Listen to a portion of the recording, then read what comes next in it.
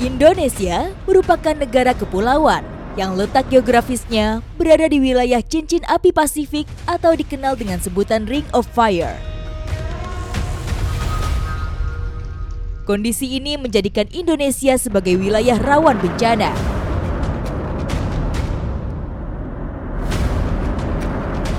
Gempa megathrust merupakan jenis gempa kuat yang terjadi di zona megathrust, yaitu zona subduksi aktif di mana lempeng tektonik samudra menekan di bawah lempeng tektonik benua. Petualangan saya kali ini akan menelusuri salah satu segmen megathrust yang terletak di Indonesia bagian timur. Ikuti jejak saya, Jejak Petualang.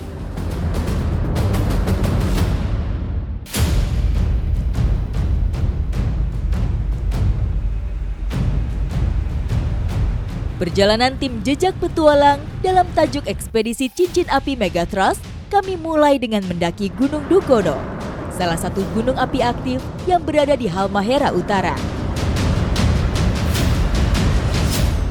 Halmahera Utara merupakan salah satu jalur cincin api Pasifik, dan kali ini saya sudah bersama dengan para pendaki lokal. Kita mau mendaki salah satu gunung yang masih aktif bahkan sampai dengan sekarang. Ikuti jejak saya, Jejak Petualang. Perjalanan saya mulai dari Desa Ruko, Kecamatan Tobelo Utara, menggunakan kendaraan kebun yang biasa digunakan petani untuk mengangkut kelapa. Sebelum menuju ke pintu gerbang pendakian, kita menaiki roda 3 dan juga melewati kebun-kebun dari masyarakat. Ini cukup panjang perjalanannya. Ini kurang lebih ditempuh berapa menit, Om? Pakai roda 3-nya? 1 jam. 1 jam. Kita akan menempuh waktu selama 1 jam. Baru memasuki wilayah perkebunan warga, badan saya sudah bergetar mendengar kerasnya letusan dari kawah Gunung Dukono. Menjelang gerbang pendakian, saya berpapasan dengan beberapa pendaki dari mancanegara. Keberadaan mereka di sini semakin membuat saya penasaran. Seberapa eksotis gunung yang berada di cincin api Pasifik ini sehingga menarik minat pendaki dari berbagai negara. Letusan kembali terdengar seolah-olah memanggil saya untuk lebih dekat melihat kemegahannya. Kita sudah mengawali perjalanan dengan doa, dan setelah lagi kita mau langsung melakukan perjalanan. Yuk, tos dulu. Ikuti jejak saya, Jejak Petualang. Ekspedisi zona megathrust saya mulai dari ketinggian lebih dari 200 meter di atas permukaan laut. Total perjalanan kami akan melewati sebanyak 5 pos pendakian. Sekarang kita menuju ke pos 1, dan selama di perjalanan pos 1 ini masih banyak sekali kebun-kebun warga tuh. Meskipun jaraknya cukup jauh, namun pos 1 pendakian Dukono via Ruko ini masih di sekitar perkebunan warga. Akhirnya kita sampai juga di pos 1. Ketemu sama pendaki-pendaki lainnya. Kita mau istirahat sejenak di sini sekaligus mau mengisi energi. Baru turun apa? Baru turun. Baru turun. Gimana, Bang, di atas? Aman, cuaca aman. Kondisi jalur pendakian Dukono memang tak bisa ditebak. Informasi awal dari para pendaki yang baru turun ini bisa menjadi bekal pendakian saya. Ini kita baru sampai pos 1, belum sampai di Gunung Dukononya, tapi udah berapa kali terdengar letusan-letusannya. Menarik. Dalam beberapa jam perjalanan awal, saya sudah merasakan beberapa kali letusan yang cukup kencang.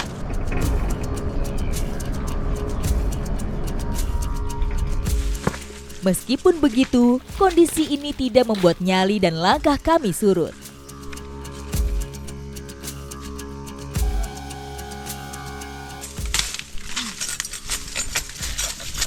Nah, ini kita sudah ada di kawasan hutan. Kalau tadi kebun-kebun, ini sudah di daerah hutan karena sudah ada rotan dan juga pohon-pohon palem.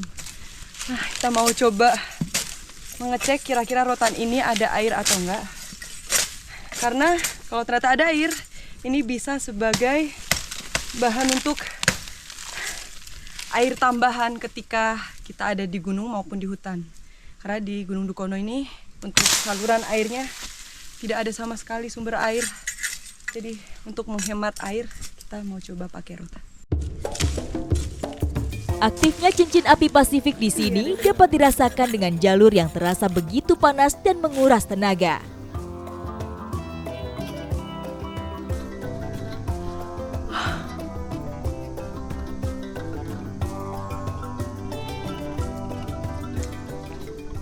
Rasanya ada kayak batang-batang pohon gitu, tapi seger banget. Ih, rasanya itu benar-benar seger. Lebih segar daripada air mineral nih rasanya. Wah.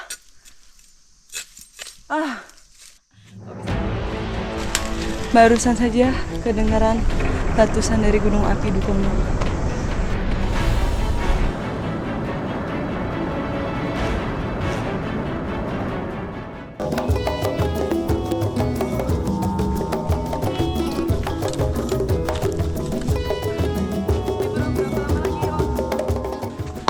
Jarak antar pos berbeda-beda, dan ternyata dari pos 1 ke pos 2 ini perjalanannya nggak cuma jauh, tapi sudah mulai terjal-terjal.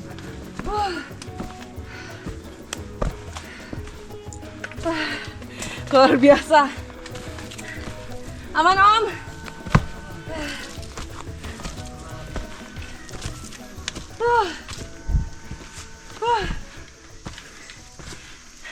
Untungnya ini cuacanya cerah banget, bukan yang hujan. Karena kalau hujan sudah pasti licin nih jalanannya.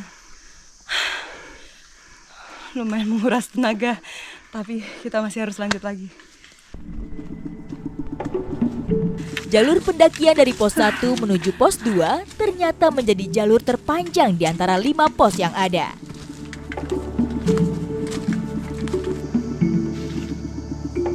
Setelah menempuh perjalanan hampir 2 jam, akhirnya saya dan tim berhasil melewati pos 2.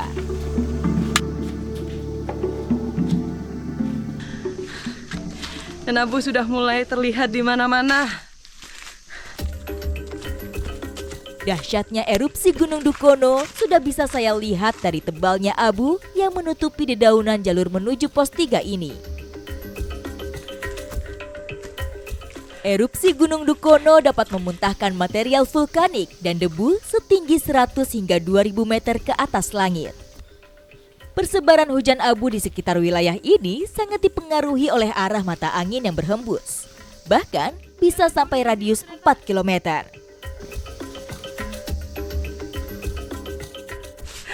Kita mau ke pos 3.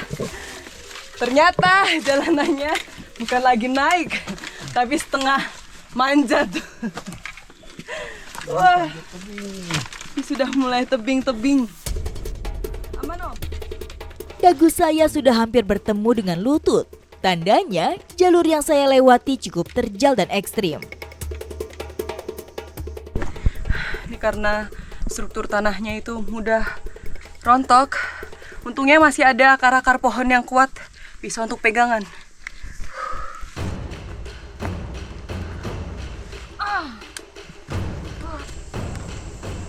Debu mulai terasa menempel di permukaan kulit dan membuat nafas semakin berat dengan cuaca yang sangat terik. Ini kita mau ke pos 3, udah lumayan banyak banget debunya. Ini mungkin wajah saya aja udah penuh sama debu.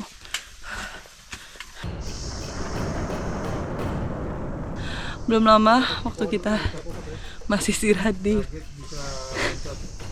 pos 3, tiba-tiba suara letusan Dukono lumayan kencang sekali. Menurut Om Yus, seringnya letusan Dukono yang saya dengar justru menjadi pertanda baik dalam pendakian kami. Erupsi yang terus-menerus terjadi sekaligus melepaskan energi yang tersimpan di dalam kawah. Hal ini akan membuat letusan Dukono menjadi lebih stabil. Kita sudah sampai di pos 3. Wah, menandakan semakin dekat sama Gunung Dukononya. Dan juga semakin dekat ini berarti tandanya abu-abunya sudah mulai banyak. Makanya di sekitar-sekitarnya ini tumbuh-tumbuhannya sangat subur tuh. bisa dilihat nih abunya. Wah, luar biasa tuh. Semakin tinggi gunung ini kami daki, semakin tebal juga lapisan abu yang menutupi permukaan daun di sekitar jalur ini. Dilihat dari ketebalan debunya, sepertinya tadi malam hujan abu mengarah ke jalur ini. Perjalanan menuju pos 4, nih vegetasinya sudah mulai berubah dan agak sedikit terbuka. Di sinar matahari juga tuh, ini udah terang. Tapi nih borunya sangat tinggi-tinggi masih.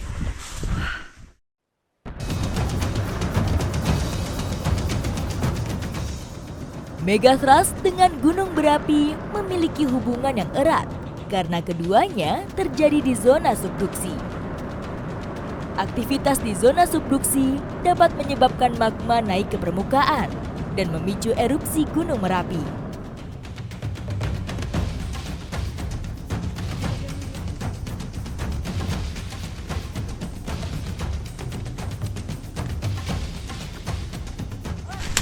Barusan saja kedengaran letusan dari gunung api Dukono.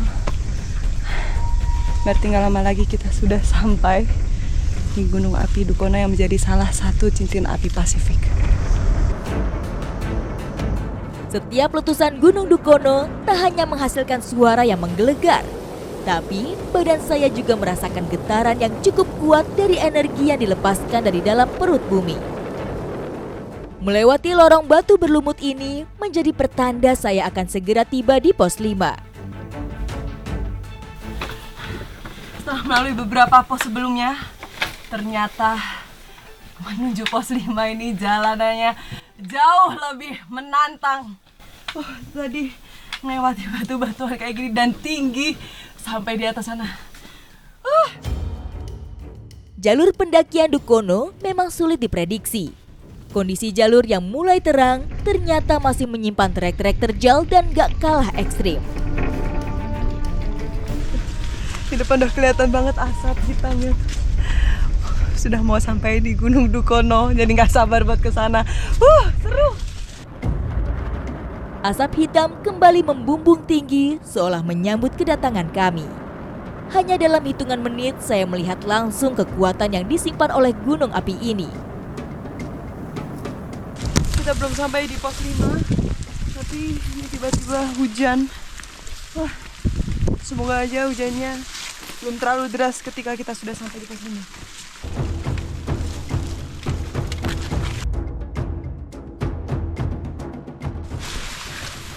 Ini kondisi cuacanya tiba-tiba berubah. Ya, hujan. Dan hujannya ini tuh juga sekaligus membawa abu pastinya. Tuh, di tangan semua hitam-hitam sudah. Titik-titik abu mulai berjatuhan, terbawa tetesan air hujan dari langit. Saya harus bergegas sebelum hujan semakin deras.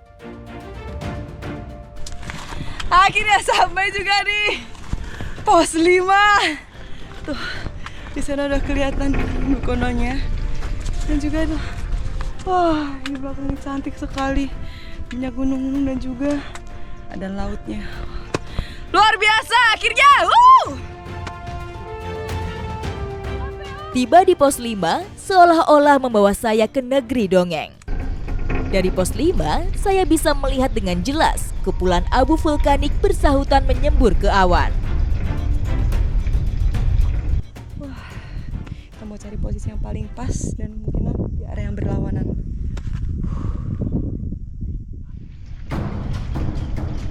Bukan guide biasa. Pengalaman Om Yus selama puluhan tahun mendaki Dukono menjadikan instingnya sangat kuat. Om Yus dapat mengenali tanda-tanda alam dan letusan Gunung Dukono sebelum memutuskan lokasi yang aman untuk camping.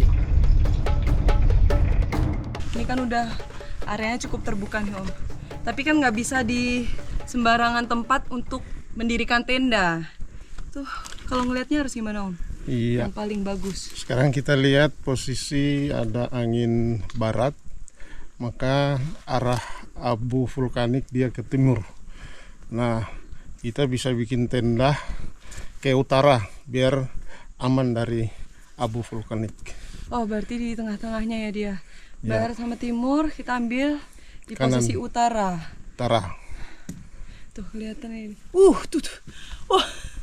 Tuh di belakang tuh ternyata abunya sudah mulai tinggi Iya, dan baru. kelihatan. Jarak 2 km dari kawah merupakan area yang aman untuk mendirikan tenda saat Dukono dalam kondisi level waspada seperti ini.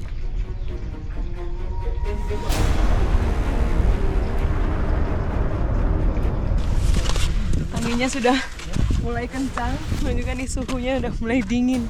Jadi kita harus sampai di tempat untuk tenda, harus sampai sedikit lebih cepat karena kalau enggak bisa kedinginan.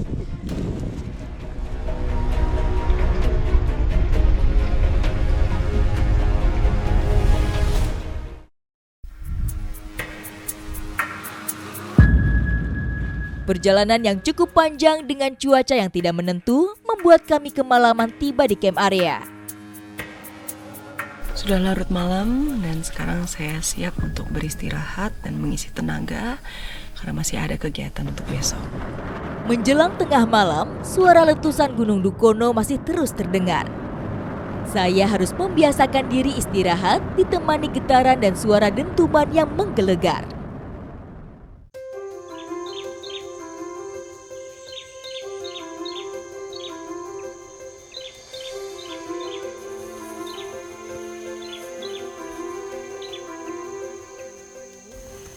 Cuaca pagi hari ini cukup cerah dan abu vulkanik sudah menggulung-gulung tinggi dan cukup besar.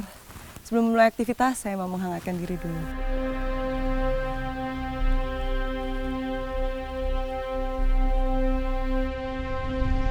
Gemuruh dan semburan abu vulkanik menyambut pagi saya di Gunung Dukono. Sesuai prediksi Om Yus, lokasi camp kami aman dan terhindar dari hujan abu.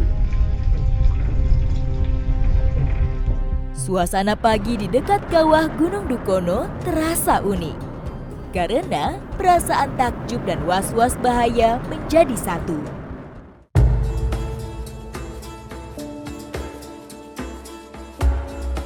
Pendakian Gunung Api Dukono memang cukup menantang. Tak hanya medannya yang terjal, namun para pendaki juga sulit menemukan sumber mata air di wilayah ini. Wilayah di sekitar camp area merupakan hamparan batuan magma beku mempunyai tekstur yang tajam dan curam. Saya harus ekstra hati-hati dengan banyaknya abu vulkanik yang licin di atas permukaan batunya. Setelah beberapa saat pencarian, pendaki lokal menemukan kubangan air di celah batu. Cara bertahan hidup di alam, salah satunya harus mencari sumber air terdekat. Nah, kebetulan di sini ada cekungan yang dia menampung air hujan, tapi tidak sembarangan bisa diminum. Jadi harus dites dulu, kira-kira dia ada baunya atau tidak. Karena biasanya ada bau itu bisa jadi belerang, apalagi nih kondisinya kita ada di sekitar gunung api. Kemampuan dasar bertahan hidup di alam bebas sangat dibutuhkan dalam pendakian Gunung Api Dukono, termasuk mencari dan mengenali sumber air yang aman dan bisa digunakan untuk kebutuhan selama pendakian. Meskipun tidak terlalu banyak, beberapa botol air ini cukup untuk persediaan kami sampai turun.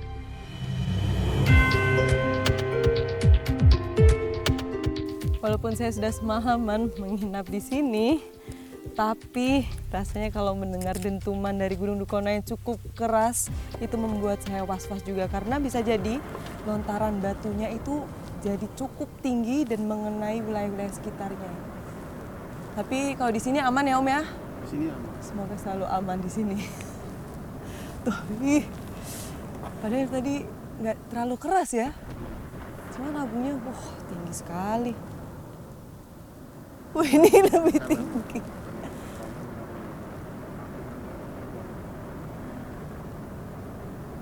Sama sekali angin tidak terlalu kencang ini. Hampir dibilang tidak ada angin, makanya dia menggumpalnya di situ-situ aja ya? Di atas kawah. Pagi ini, kami mau memasak terong ikan bumbu santan khas Tobelo.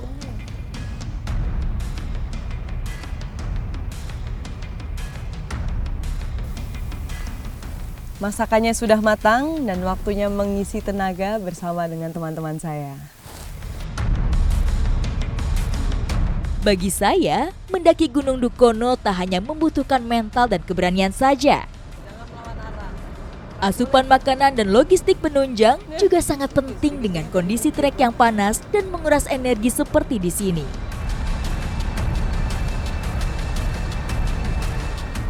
Kapan lagi makan bersama kayak gini, tapi backgroundnya Gunung Dukono sambil ada suara-suara letusan. Wah, mantap sudah.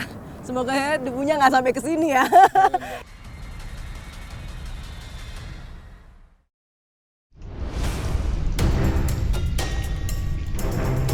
Dalam keadaan meletus, pendakian ke puncak gunung api paling aktif di Indonesia ini akan ditutup karena terlalu beresiko. Hanya dengan alasan kuat, serta didampingi oleh ahli, tim liputan Jejak Petualang akhirnya bisa mengamati aktivitas gunung ini dari dekat. Sekarang lontaran batu mengarah ke utara, tapi karena ada angin dari utara yang lumayan kencang, maka abu vulkanik dan lontaran batu yang keluar dari magma sulit kita prediksi dan kurang baik untuk kita lanjutkan pendakian.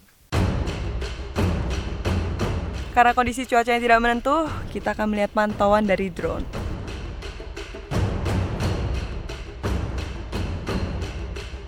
Cincin Api Pasifik merupakan jalur gunung api dengan panjang 40.000 km dan Halmahera ini merupakan salah satunya. Kompleks Pegunungan Dukono mempunyai profil yang rendah dengan kawah yang tertutup abu tebal. Tipe gunung Stromboli Volcano yang disandang Gunung Dukono merujuk pada interval waktu letusan yang hampir sama, sekitar 10 sampai 15 menit sekali. Erupsi Gunung Dukono secara terus-menerus menandakan lempeng tektonik di sekitarnya menjadi terus bergerak, sehingga potensi gempa besar akan semakin kecil. Setelah ini saya akan mencari cincin api Pasifik lainnya yang ada di bawah laut. Ikuti jejak saya, Jejak Petualang.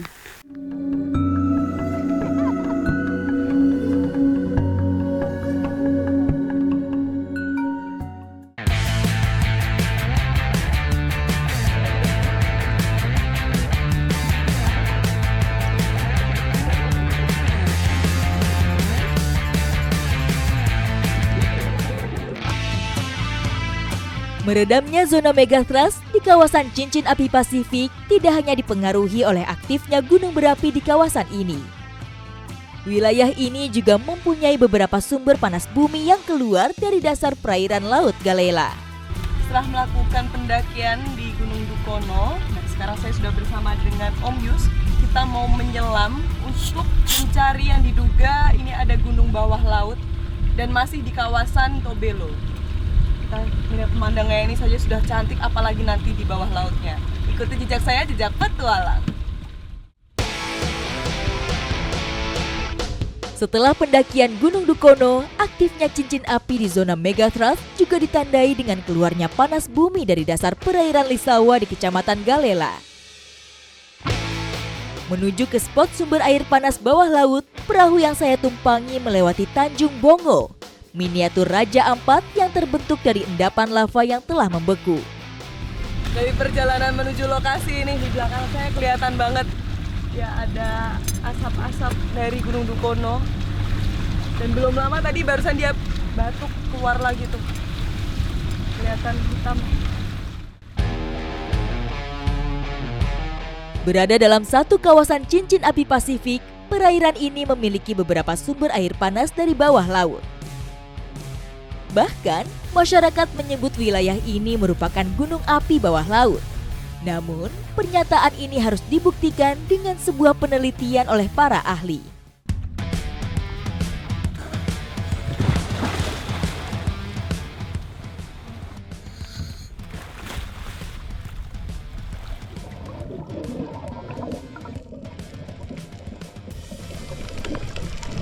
Dari pengamatan udara, kawasan sumber air panas bawah laut ini terlihat ada di beberapa titik. Terdapat beberapa sumber air panas yang terlihat seperti lubang besar berwarna biru yang menandakan kedalamannya. Ciri lainnya, permukaan air panas yang menyembur terlihat lebih tenang, meskipun gelombang laut datang. Perlahan saya dan Om Yus mulai menyelam ke dalam lubang biru yang menjadi tempat keluarnya sumber air panas di perairan ini.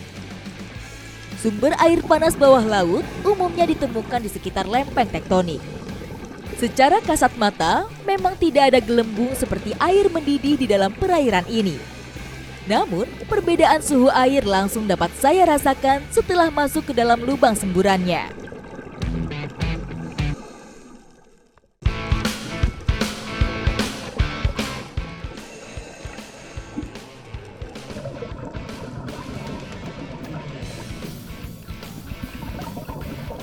Dan tadi visibility di bawah itu ketika ada semburan air berbeda sekali dengan yang lain-lainnya. Kalau yang di semburan air itu lebih cenderung sedikit ada buram-buramnya karena ternyata itu adalah pertemuan antara air tawar dan juga air laut. Makanya kayak buram-buram kayak minyak gitu jatuhnya ya Om ya.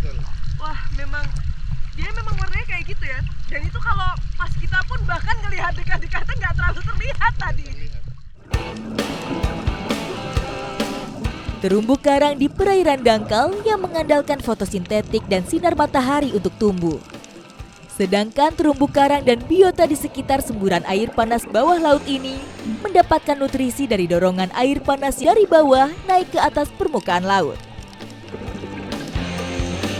Hal ini membuat wilayah di sekitarnya menjadi subur untuk kehidupan berbagai jenis spons, anemon, berbagai jenis ikan, dan terumbu karang lainnya. Dari pengamatan saya, terumbu karang di sekitar sumber air panas mempunyai keragaman dan tingkat kesuburan yang lebih banyak dari perairan sekitarnya. Terumbu karang terlihat lebih besar dengan warna yang beragam. Jejak cincin api Pasifik di wilayah ini tak hanya terlihat dari letusan Gunung Dukono dan sumber air panas dari dasar lautnya. Batuan karang di sekitar wilayah ini juga mempunyai bentuk dan jenis yang berbeda. Aktifnya gunung api Dukono dan sumber panas bumi yang ada di sini sekaligus melepaskan energi besar yang tersimpan di dalam perut bumi. Sehingga keluarnya energi alam ini mampu meredam potensi terjadinya gempa megathrust di kawasan cincin api Pasifik. Keberadaan Gunung Dukono, semburan air bawah laut, dan batuan magma yang ada di sini menandakan Halmahera menjadi jalur cincin api Pasifik yang masih aktif. Tak hanya menjadikan wilayahnya subur, tapi juga kekayaan alam bawah laut yang melimpah. Ikuti jejak saya, jejak petualang.